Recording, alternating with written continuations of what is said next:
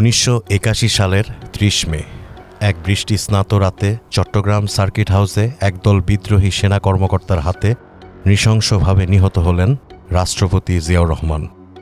সেই বিদ্রোহী সেনারা কার ইন্ধনে এই নৃশংস হত্যাকাণ্ড ঘটিয়েছিল? মেজর জেনারেল আবুল মঞ্জুরকে অভিযুক্ত করা হয় জিয়াউর রহমান হত্যাকাণ্ডে। তাকে কেন 3 দিনের মাথায় বিচার বহির্ভূত হত্যার শিকার হতে হয়েছিল? জিয়া হত্যার পরিকল্পনাকারী আসলে কারা?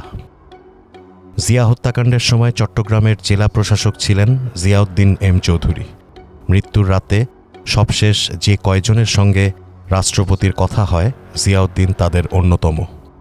জিয়া হত্যাকাণ্ডের ঘটনা প্রবাহ নিয়ে চর্চায় জিয়াউদ্দিন। 46 বছর আগে বাংলাদেশের রাজনৈতিক ইতিহাসের সেই বিয়োগান্ত অধ্যায়ের কাহিনী শুনুন 30 মে সকাল 10টায়, শুধুমাত্র চর্চার ইউটিউব ও ফেসবুক পেজে।